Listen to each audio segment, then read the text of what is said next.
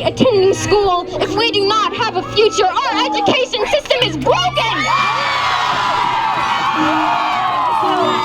And it seems that marching down the streets, committing acts of civil disobedience is the only way for our voices to be heard. We are here, creating a revolution in hopes for a better future. A future without massive fires, terrible famines, drastically rising sea levels, mass extinctions, toxic air, oil spills, the list goes on and on. How can we be criticized by our elders when we are simply trying to right their wrongs? This is what democracy looks like! This is what democracy looks like! This is what democracy looks like! The students united will never be divided! The students united will never be divided! The students united will never be divided! The students united will never be divided! The students united will never be divided! The students united will never be divided! We keep hearing 2030 is the year that we must have zero carbon emissions. In order to reach this goal, we'd have to completely break down the system on which this country was built. I am here to let you know that I charge the white man with being the greatest murderer on earth. There are about 58 million Latinx in the U.S. who are especially vulnerable to the health threats posed by climate action because of their living and working conditions. We are taking a stand and fighting for a livable planet because we, the youth, did not have the privilege to be born into one. It is not my place to hide from my power and my privilege so that I can sit back and ignore my siblings' suffering. It is my place to stand up and to be as honest as I know how to be, to tell you each who I am and what I hope you can help me to achieve. Disproportionate number of Latinx were outdoors in the states that are among the most affected by the trifecta of extreme heat, air pollution, and flooding. 80% of U.S. farm workers are Latinx! Our spirituality, knowledge, and tradition all depends on nature. So if climate change destroys our native plants and animals that we as natives have been in relation for thousands of years, it's modern genocide. My dream is to be a father, to watch my children learn how to climb the trees that are being cut down and burned as I give this speech. Last year, there was a ballot initiative to put a limit on the amount of oaks that could be killed. It was called Measure C, and not one county supervisor supported it. In exchange of cutting down our oaks, some schools have their students planting trees. The city would like you to believe this is enough, but we are here to tell you that we are losing more than what we are gaining. I am from the Mixteca people, also known in English as the people of the rain. So it is inevitable for me to believe that water is life, the waters is sacred, and I will give up my life to defend that which is sacred. Alright y'all, I just want to make something clear. White folks, we're not attacking you. The sins of your ancestors are not yours. We are thankful you are here. We are thankful you are fighting, and we know you stand with us. We stand united. We can't let people tear us apart. We can't let people pit the youth against each other, because at the end of the day, it's our future. So let's be strong, careful, let's be considerate, and let's be powerful together. I want you all to move through the phase of feeling bad or feeling like you are too small to make a change. We all have the power to spend our dollars wisely and use our voice as a way to make a real impact. Okay, so we're gonna read the 5 demands and we're gonna cut them short because they're a little wordy. We demand sustainable agriculture.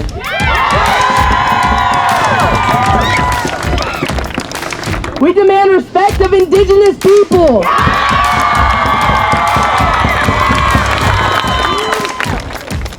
We demand policy based in science.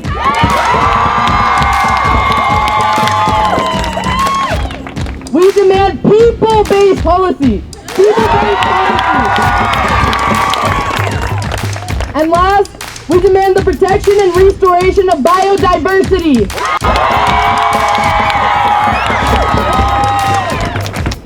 Okay, so now for the last couple of speeches, we're gonna march over to City Hall. This is what democracy looks like! Tell me what democracy looks like! This is what democracy looks like! This is what democracy looks like! United, we'll never be divided! United, we'll never be divided! I want to see more youth in that City Hall after City Council meetings talking about what they believe in. And not only what we want, but what we need. So today I applaud you for coming out and fighting for what you believe in. Our climate is changing, so why can't we? When adults ask me where I'll be in 10 years, I want to ask them what they will be doing for the next 10 years to make sure I have somewhere livable to be.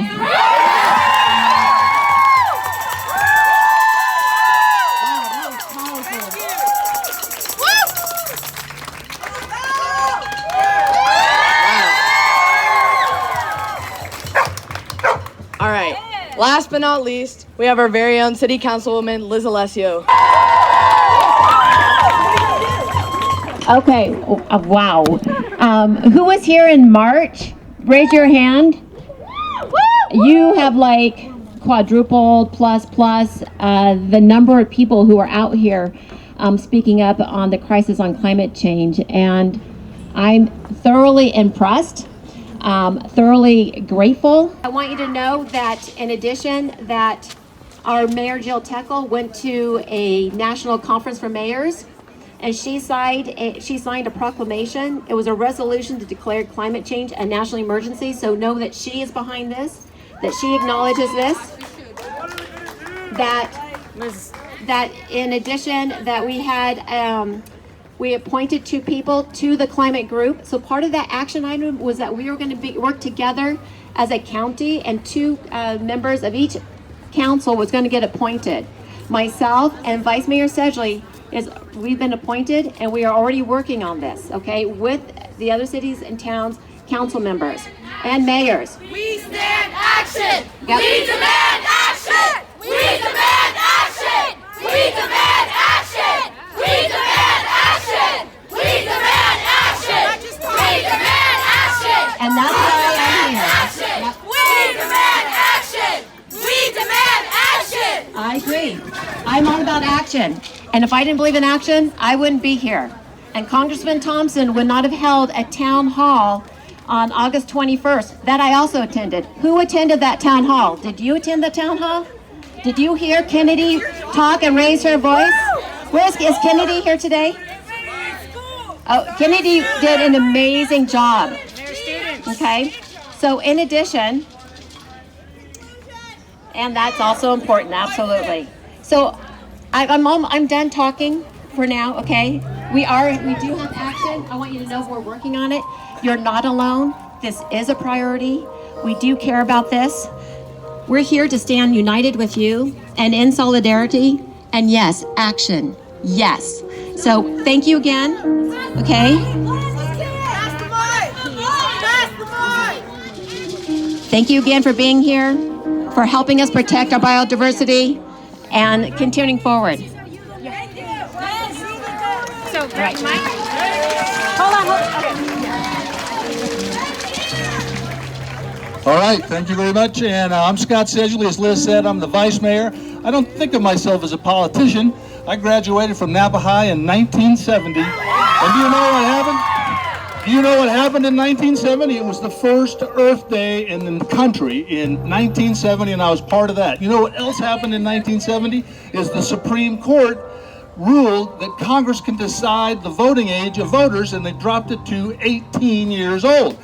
So when you yell, what can I do? You got to ask yourself what you can do. And you're doing it right now. It's taking it to the streets. But don't put it on anybody. It's up to you. You do it. Don't put it on us. We all got to do it together. That's what we gotta do. That's what it was. Take it to the street and keep your voice going. But the most important thing is don't be apathetic. You better vote. And if you want to vote them out, if you want to vote us out, do it. But you have to vote.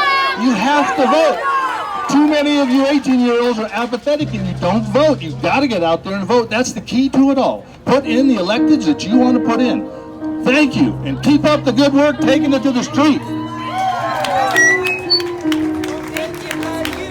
Can everyone like chill, like just for Liz, like can we please respect her? She's a friend of ours. She came out to support us. I really want us to like show respect to her. Like I don't want us to be like yelling stuff at her. She's doing as much as she can, and she's a friend of ours. She's gonna be part of the solution for us. As you heard, she said that we've like quadrupled in size since March. Why can't we should do it again next March. Like we can quadruple again. Like they're gonna close the streets next time. There's gonna be so many people, they're gonna close the streets.